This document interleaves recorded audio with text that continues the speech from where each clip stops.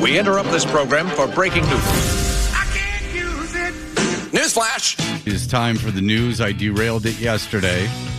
Yeah. We are back. It got derailed yesterday. We began with the story of twin brothers, West Warwick, Rhode Island.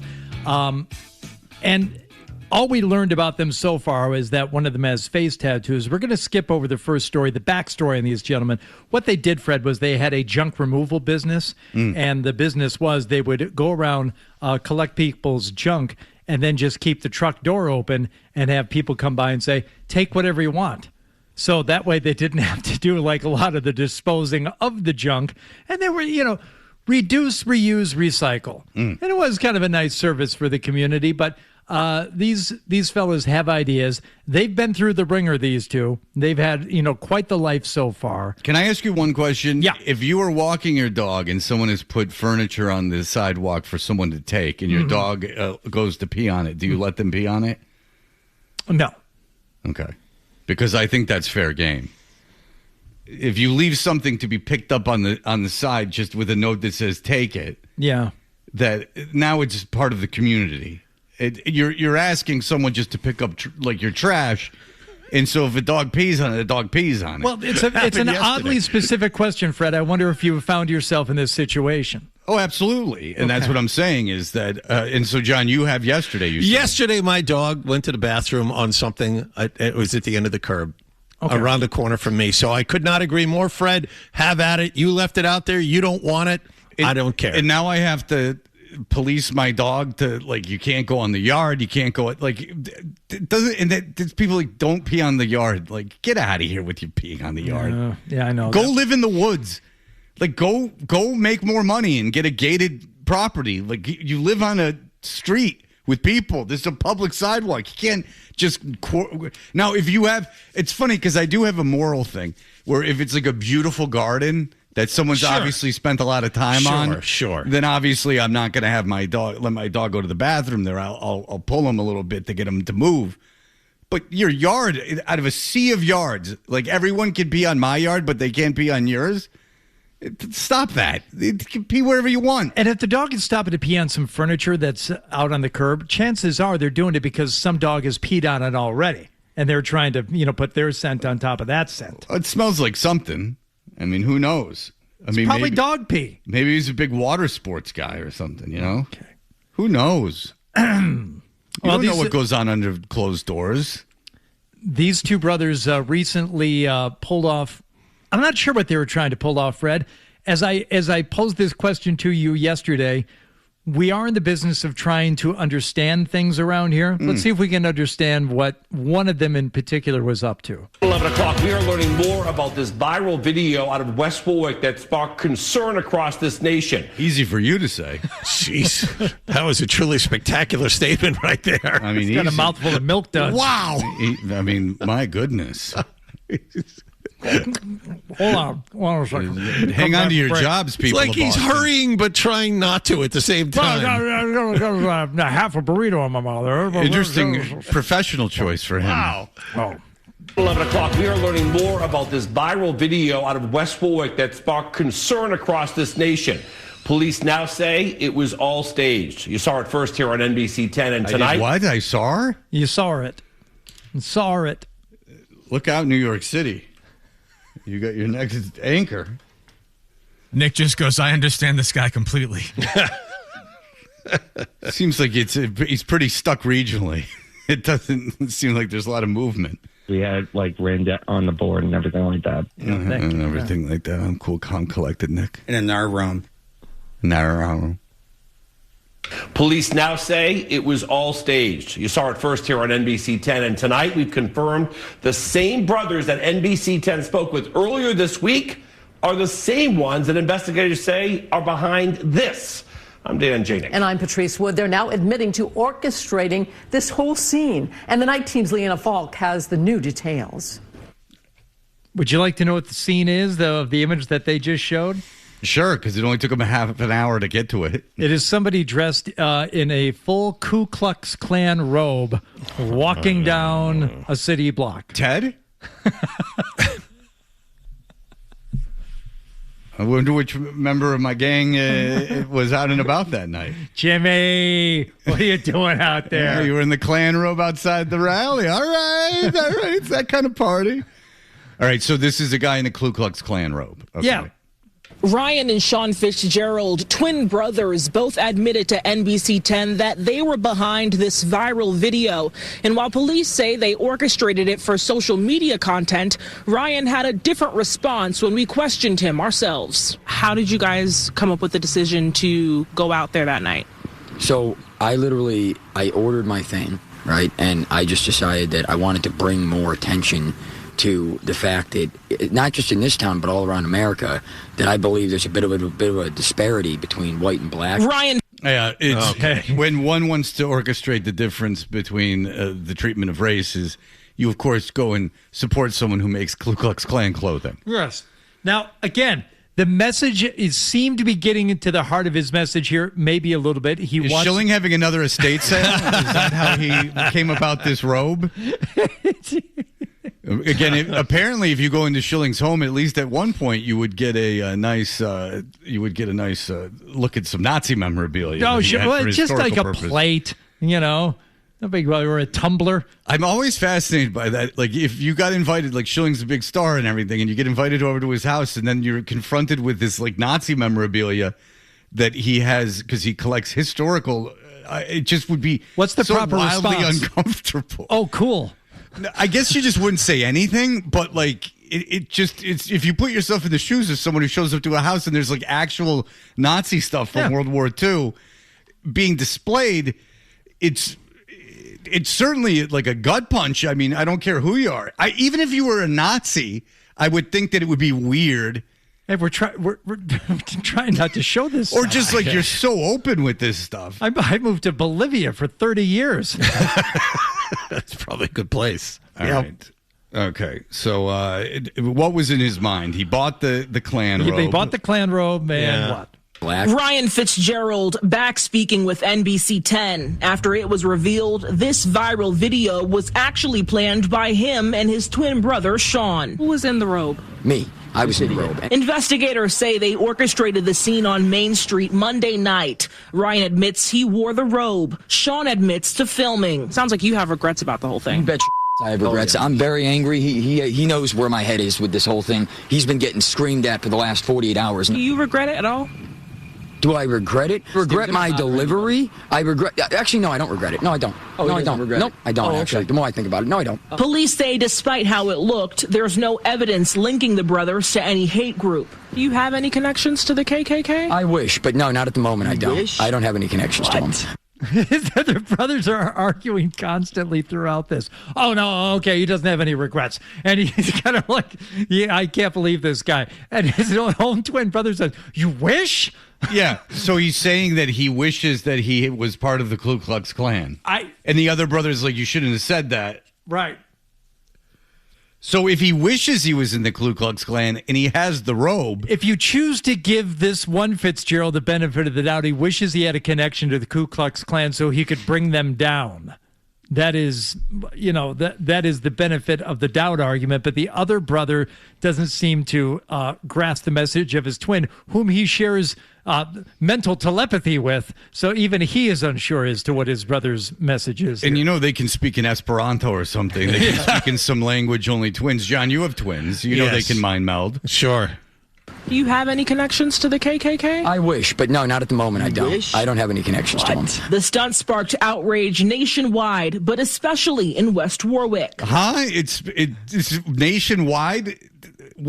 So the brother filmed the other brother walking down Main Street in a Ku Klux Klan robe. Yeah. And it was in an effort to get people to pay attention to them online. Yes. So, because obviously we live in a society and the now. disparity between white and black. Right. I don't believe that part. Don't forget the original message here. I just think that he said, I'm going to go on a limb and go, let's do something shocking and people will like us on the internet and therefore dopamine will be released and we'll feel good about ourselves. Yeah, like us, seconds. Dislike us, just a lot of views, a lot of clicks. Right, just that's what gives me the dopamine. Yeah. And then I really didn't see this thing through. I just This is a wacky stunt. Now, they're stealing this, of course, from the second Jackass film.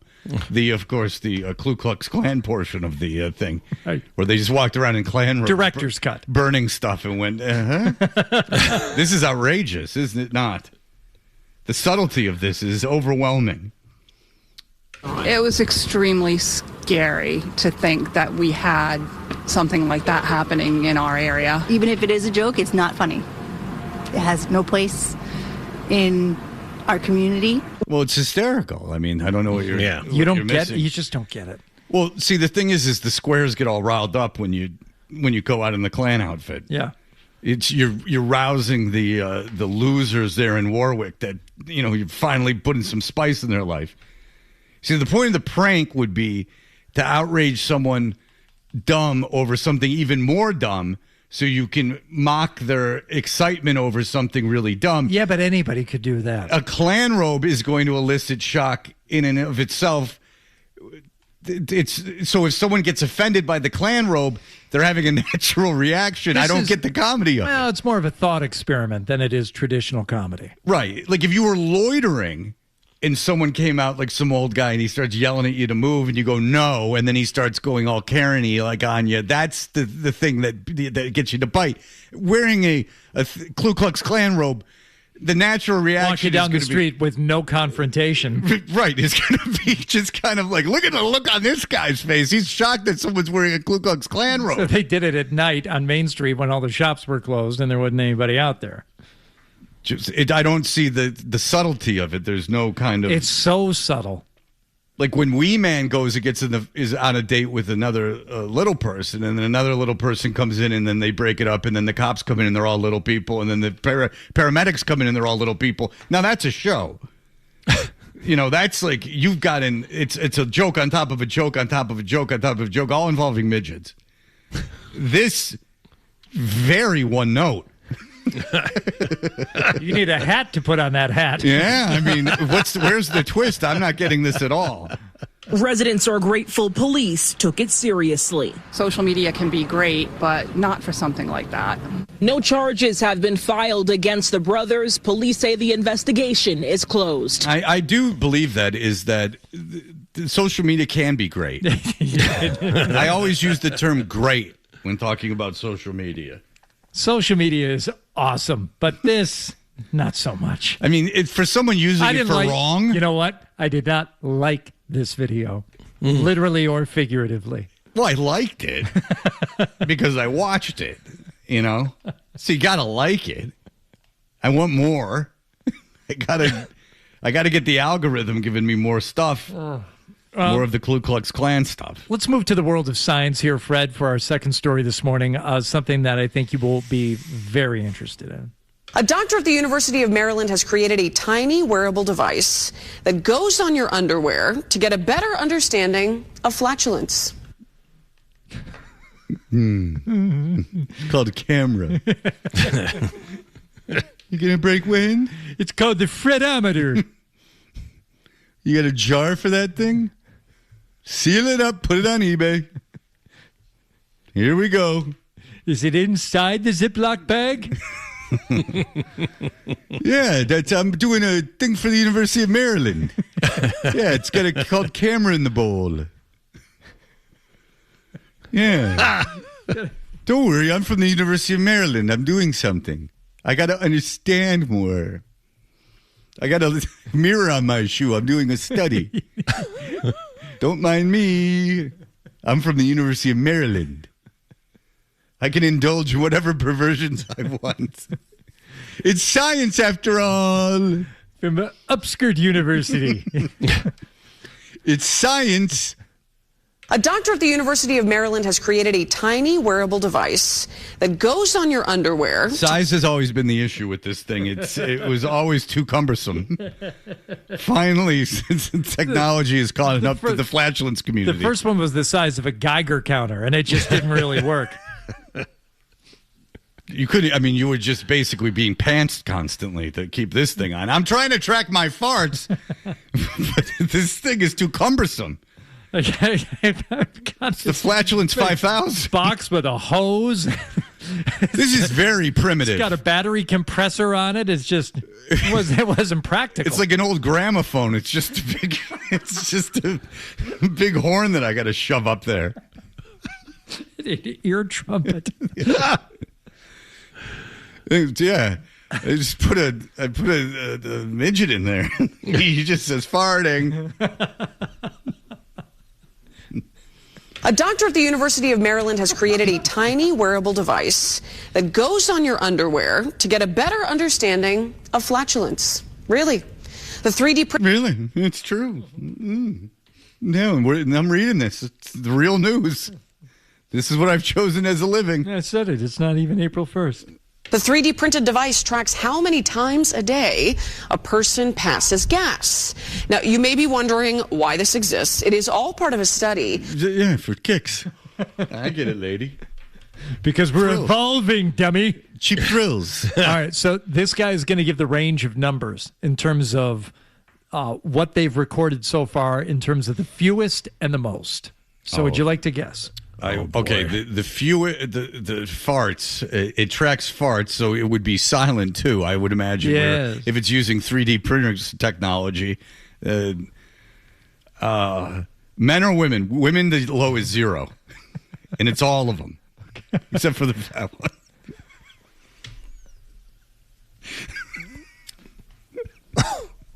It's men. I'm saying the low for men. They're fat. Is 4, and the high is it's got to be like very high. I would say 60 is the highest. Oh, you are in for a pleasant surprise, my friend. Well, that's I really those are what I believe. 4 and 60. Okay. Why this exists. It is all part of a study looking at how a healthy, high-fiber diet ultimately affects the gut. Current maximum number is about 175 times per day. Oh my goodness gracious! Boy, where? Goodness! Who are they? I know these records are sealed, but please, I must speak to this person. He's a prodigy. Guinness, please. That's a lot of farting. Wow, that is too much. Current maximum number is about 175 times per day, and our current minimum number is 4 times per day. Oh, fantastic. Good for me. I feel very good about myself and my fart predictions. So that's a huge variation between people. More than 5,000 people are interested across the country. They have signed up to receive one of those trackers. Yes, please. And take part in the study. Can you sign up to be a tracker? Not yet. Not yet. All right. Is there a merit badge to be earned? All right. Jeff Goodman is going to join us. The draft lottery has been set in the NBA. A local kid could be number 1. We'll talk to him about all of it in just a moment. Big show on the way. Need a little help getting started in the morning? It's very dangerous. They've got the experts. So, no. Toucher and Hardy. No. On the Sports Hub. Jeff Goodman is the co-founder of Field to 68. He'll have to change that name, I would imagine. Yeah. That's just getting to 168. He's a basketball analyst for Stadium. He covers basketball. He's encyclopedic knowledge of basketball at all levels. Knows everybody. Yeah, we love talking to Jeff Goodman. He's one of our favorite guests. Jeff Goodman, hello, sir. So should I change Field of 68, the name? Because last I checked, the Big Ten no longer has 10 members. That's a great point. And the Pac-10 doesn't exist. So we're... well, it's going to come back. No, the Pac-12 is coming back next year. That's right. Pac-10, Pac-12. Boise State, San Jose State, all the state schools are coming back. Right. Washington State. Right. So I think we're going to keep it. I'd keep it. I mean, listen, it's branding. It's not even it's its own entity now. You don't have to worry about what college basketball is doing. All right. So the draft lottery is set. This draft kind of described the depth, the high-end talent. Yep. Where are we at with this thing? Oh, it's really good. Like, it might be the best from 1 to like 10 that I don't want to say ever seen, but close to it. And there's just not, we thought there was going to be this dominant, like, there's no, in my opinion, there's going to be no Cooper Flag. There's no Oh, Victor, really? but it's the next tier. Yeah, I mean, I think Cooper is going to be a top 5 player in the NBA for 10 years. I really do. Okay, I don't was think Peterson going into the season from Kansas was considered Yes. that level of prospect, correct? That's right. 100%. But the big question now is obviously a little bit of physically because of, he had full body cramps before the season. Finally kind of admitted to that a month or so ago, and it really affected him. His dad and his agent screwed the whole PR thing up all year. All they had to do was put him out there. I was supposed to talk to him before a game at Iowa State on a Friday night. They pulled that thing. All they had to do was have people see this kid's face and have him talk through what he was going through, even the unknown, the uncertainty, but talk about what you're going through so that people kind of feel for you. Instead, all they saw was this kid tapping out the moment he felt anything in his hamstring, whatever it was, and him on the bench kind of looking stone-faced, right? No expression the whole time and not trying to get back in the games. Now, at the end of the year, he played most of the games. He was fine, but he wasn't – the player that I saw this year was not the player that I saw 2-3 years ago on the AU circuit. Not the same guy at all. The guy I saw a couple of years ago, you gave him the ball, and he could make plays for himself. He could score in every way possible, and he made plays for other guys. He was a playmaker in terms of a true combo guard who could make people better, smooth, long. This year, Bill Self really kind of put him in the corner. Number one, to conserve him and preserve him so he'd have him for the NCAA tournament. And number two, because he just didn't know if he was going to have him when it mattered most. So he didn't want to play him at the point with the ball in his hands all the time because he had another guy on his team, Melvin Council, who was only a point guard. So he played Council at the point. All right. The other guy, by all accounts, it's either going to be Peterson or DeBonsa as the number 1 pick. I saw you posted a lot of the 15 GMs you posted. Think it's the majority of them think it's going to be DeBonsa. But I, when talking about this guy, we've met him. You know him much better than we do. All that sticks with me is his expression after finding out the results of the NBA draft lottery. Maybe you have a different impression of it, but it looked like he wasn't pleased at all. I've never seen him look pleased. I remember I covered the draft, the Jahlil Okafor draft, when the Sixers got the pick, and I remember seeing Jalil's face, and he was just like, it was a similar face. I'm like, oh no, like you got to be kidding me. So that's an honest face. He's not just. That's not his resting face. He wasn't happy. Yeah, I mean, I don't think anybody would have been. To go to Washington, it's purgatory right now. I mean, and do you really want to play with Trae Young? Does anybody want to play with Trae Young? Yeah, right. Yeah. I mean, dribble. Like you get the ball, with like a second or two left on the shot clock. Like, come on, man. Nobody wants to play with Trae Young. So, AJ's deal is he's kind of completely the opposite now of Darren in some ways. Right? Like he was super productive, no issues. He answered the bell because some people were worried a little bit, like, was he going to be a front runner?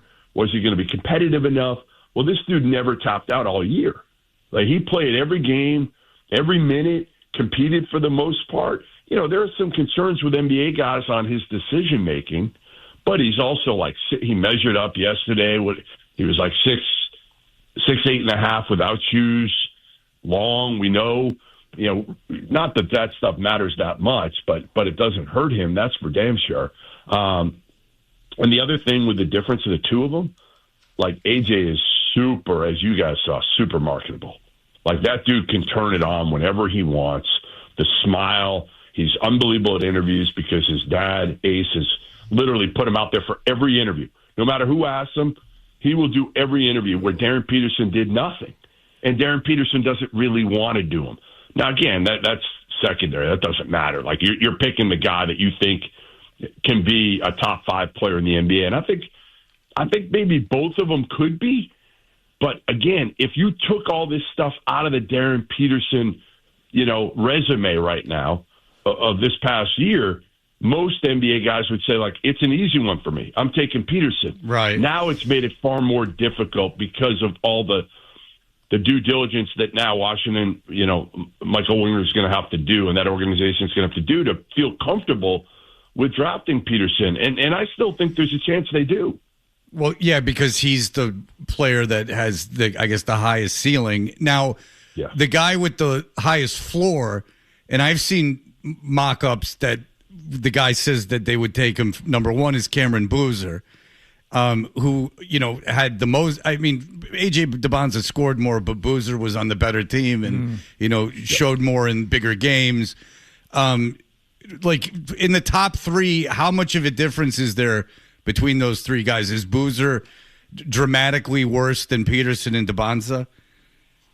No, I mean, he was better as a college player. It wasn't even close. Right. He was the best college player in the country, and it wasn't even a debate last year.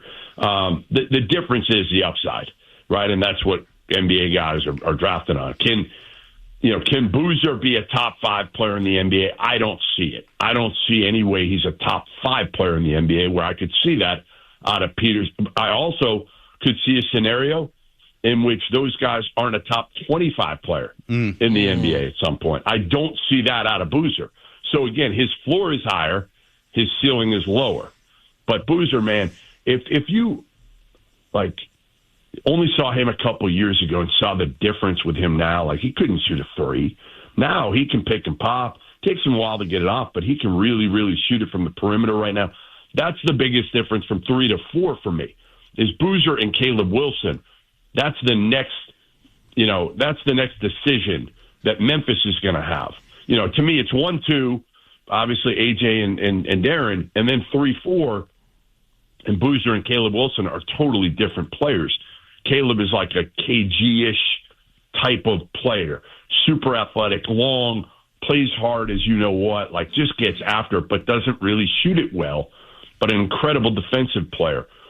Cam is just that guy that just does everything right. But he's not sexy. He's not athletic. He doesn't jump high. People are worried about him and how he's going to be able to score over length. That's the biggest question mark. He's not a rim protector, number one, and he has trouble scoring over length, which people feel like, obviously, at the next level, it's going to be a lot more difficult for him. What would prevent A.J. DeBonza from, being one of those, as you said, Jeff, like a top 25 guy in the league? What's the area of his game that gives you the most pause? Decision making with the ball in his hands is 1, and his perimeter shot would be 2. Those are the 2 things. His off-ball defense isn't great, but that's fine. That'll get better over time, and nobody cares about defense right now anyway in the NBA, so he'll fit right in. But really, it's the decision making with the ball in his hands, number 1, and being a consistent. Can he get to be 35 from 3? And I think he can. I mean, the kid works his butt off. I mean, he is a worker. If he's not doing interviews, he's in the gym. So I think if Jaylen Brown can be a consistent, 35, 36 from 3, and I remember saying in college, there's no way Jaylen Brown's going to be a very good shooter. But he worked at it, he got better, and that's the one skill that you can clearly get better at if you sit in the gym all day. And then after that, and by the way, DeBonza's dad texts Nick, so you know that he's like any interview. Out of all, he'll talk to anyone. I mean, his dad still texts me a couple times a week. I don't know why, but he does. But nonetheless, there's a bunch of guards after that. Any star potential in those kids? Oh, a ton, all of them, all of those guards. I mean, that's the beauty of this draft. The next 4 guys, it's kind of like, it depends what you love, right? So you've got, Darius Acuff Jr. at Arkansas, who's a smaller, stockier, physically gifted, just a tough. He'll get to the basket. He can shoot it. Doesn't really guard, but he's terrific. Keaton Wagler, kid out of Illinois. These are all freshmen. Kid out of Illinois who came in. Nobody knew who he was. Not a top 100 player. Probably the best bargain of anybody NIL-wise in the entire country. And Wagler's bigger, longer, 6'5", and he can score, and he can play some point. He's a true combo guard. Then you've got Kingston Flemings, freshman out of Houston. probably the smallest of all those guys in terms of length. Maybe my favorite kid of all the kids coming out of this draft. He gets the basket whenever he wants. He got better defensively. Super self-aware, too. Anytime I talked to him, his line to me was, I was unplayable. That's what he would say about himself in the game. And then Mikael Brown Jr., who to me might be the best of the four at the end of the day, but his stock is the lowest. Went to Louisville, battled back injuries, didn't play great for much of the year, but, legit 6'4", shoots the crap out of it, can pass it, unbelievable kid. Like all these guys, not only really good players, the top 8 we've talked about today, but unbelievable kids as well. Like that's why everybody wanted to get in this draft. Yeah, and listen, hand it to Washington for actively tanking like nobody's business. That's right. To get themselves in that position. And the draft, I think, is more interesting now because it's freshmen and then it's upperclassmen because NIL, those sophomores and juniors. That's the thing. That kid Lendeborg, how many years in college? 5. I mean, now he's going to be a lottery pick. So there you go. Yeah, the whole Michigan front line. The whole Michigan front line could be, drafted in the top 15, and, there's a reason they won it all. All right. So, listen, Jeff Goodman, we love having you on. As I said, no one knows basketball. So, wait. I got one for you guys. Quickly. All right, so gun to your head, if you had to do it, are you trading Jaylen Brown for Giannis? No. Let's call it straight up. No, I'm not. I don't know. None of you. No, I would. Okay. I would. I would because you're not winning right now. Correct. You're not winning with Jaylen and Tatum right now. They look like they forgot how to play together again. Right. They finally have figured it out, and then they look like they forgot again. And it was kind of the ISO ball and all that. And I'd probably roll the dice on it. But again, everybody thinks I hate Jaylen. I don't hate Jaylen. I think he got so much better. So much better. I just think, again, you got to do something different here. And Brad knows it. Brad, he obviously knows it. He knows it more than the fan base. He knows it more than anyone. And it's interesting because the older I get, the more I realize these windows close. Like that, you go, oh, wow, well, we won a championship. But it's like every year that goes by that this tandem doesn't do anything is another year lost. So there is a value in switching things up. There is a value of not getting actively worse, but trying to, to change pieces to create something. And it's every year I follow sports, the more I'm like, maybe you should do something. Maybe you should mix things up when it's not working. They just don't have room on the roster for the brothers, so they're not going to. That's a good point. You can't blow 2 roster spots on the Thanasis and Alex. And the brothers. Yeah. You cut that Pritchard fella. All right, Jeff Goodman, Field of 68 Stadium. Follow him. He knows everything. Thank you, Jeff. We appreciate it. I love you guys. Talk to you soon. Thanks, Jeff. Thank you. I love having Jeff Goodman on. He knows everything. Fantastic. He follows AAU. Oh, God, he's love great. it. Yeah. All right, so we'll be back. Jesus, John. He is. He's great. He's fantastic. Love that guy. He's breathtaking. Yes. All right, so we'll be back. Here are the headlines. Star.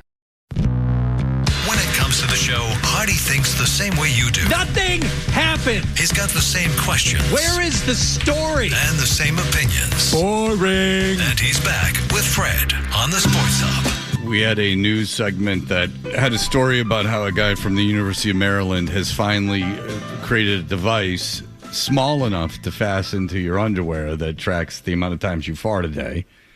And he had very interesting statistics that the lowest that I called was 4. This is obviously all men. His lowest is 4, and the highest was well into over 100. Maximum number is about 175 times per day. Yeah, that is a lot of farts. Tom, go ahead, Tom. So I did the math. At 60 seconds, 24 hours, averaged out to 1,440 minutes. Divide that by 175 equals every 8 minutes the man would fart. Jesus. I mean, I wonder what that does to the sphincter. I don't know. The first thing that popped in my head was just imagine sitting on a flight with him to like California for 6 hours. Yeah. Or a road trip or any kind of situation where you're next to someone. Yeah, on a road trip, you'd be left on the side of the road. Yeah, I mean, it's literally a nightmare. You would have to find someone like Dan Soder who lost his sense of smell and taste with COVID. You'd almost have to be in a completely senseless relationship where the whole sense of smell was removed. Yeah, that's a lot to live with. I didn't think about the nighttime expulsions. Yeah, but if it's just this, pretty consistent stream, then yeah. And it would seem that you would have that they have no control. I mean, if there was any kind of control, you could save it up, and then what normally would be 30 would be 1. If anyone knows what I'm talking about, if anyone's any men have you're in a relationship, and obviously one can't be just expelling breaking wind and willy-nilly. Flatulence. So you save it up, and then it comes out in one great explosion when the coast is clear. I mean, Ring Camera has a whole cottage industry of men finally leaving women's houses and not knowing there's a Ring Camera there. Really? Expelling all the gas that they had held in torturously for the amount of time that they were together. And then it comes out in one grand explosion. Does that count as one when you get the... Yes. Yes, according to the University of Maryland, yes. See, I would have said multiple. Well, John, that's where you'd be wrong, and that's why you're not a scientist. Yeah. And that's why you're walking around without the device.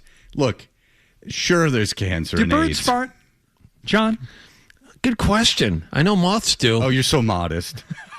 Don't know. He's modest. He doesn't want to talk about it. You know moths do? Oh, yeah, they fly straight. See. Huh? See, butterflies fart. Bad joke. That's why they... Yeah. Huh? Don't worry about it. Cerebral humor. Aerodynamics. With regard to flatulence. Confusing one-liners. Tried to add on to the punch up the bird joke. No way you can do that. Ay.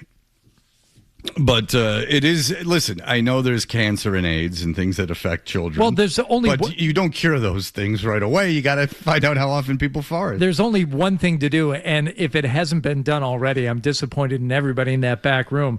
Has Nicholas gone onto the University of Maryland website yet and signed up to participate in this study? Oh, that's a good point. And how much of my tax money is being used for this public university to indulge this man's kinks? Nicholas?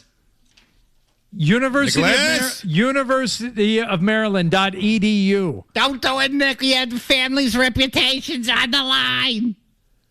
You're not going to fart enough. You're going to fail at it. Just sign up for the fart study, please. Why you haven't done that, why I have to instruct you to do the most obvious things is really beyond me. Do a study on people letting their dads down. Effects on not seeing grandfather for baby. A child arrived All just right. the other day. Good luck finding that, Nick. I'm sure University of Maryland. Boy, they get a hold of Nick, they're going to want him for all kinds of studies. Well, just the science of what happened to his body in Texas when he came home covered in his own fecal matter. Well, seriously, Nick, tell him you've got you got the pacemaker, you got the bum ticker, you've stroked out. You're estranged from your father, all these things. They can cross-reference all the information about you and then have how it all relates to the number of times you fart every day. You're a walking Rorschach test. I mean, there's just which layer of the onion to peel next. So simple yet so complicated. It's really a whole thing happening over there. All right, we will be back. The Patriots made a bit of an error on social media. And I usually am not a fan of comments, but I will be today. Plus the disturbing photos from the Rossini camp that made everyone feel bad, and I don't like that. All right, we'll be back in just a moment.